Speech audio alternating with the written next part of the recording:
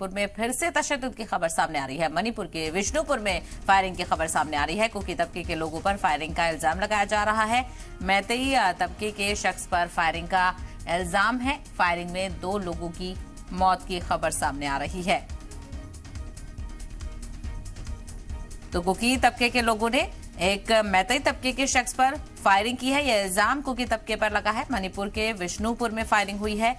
तो मणिपुर एक बार फिर से तशद्दुद की खबर मणिपुर से सामने आ रही है और मणिपुर के विष्णुपुर जिले में फिर से गोलीबारी हुई है। तो आपको बताते चलें, हालात मामूल पर लौटने की बात कही जा रही थी, लेकिन एक बार फिर से मणिपुर में तशद्दुद की खबर सामने आ रही है। मणिपुर से फायरिंग की खबर आ रही है। तो मणिपुर के विष्णुपुर में फिर से फायरिंग हुई है। कुकी तबके के लोगों पर फायरिंग करने का इल्जाम है और मैतेई तबके के एक शख्स पर फायरिंग करने का इल्जाम है। तो वहीं फायरिंग में 2 लोगों की मौत की खबर है। तो बेहद अफसोसनाक जानकारी मणिपुर से एक बार फिर से सामने आ रही है, जहां पर लगातार हमने देखा था कि कई महीनों तक तशद्दुद रहा, हालात मामूल पर लौटने की कोशिश की जा रही थी, पुरअमन हालात को लाने की कोशिश की जा रही थी, लेकिन एक बार फिर से फायरिंग से मणिपुर दहला हुआ नजर आ रहा है।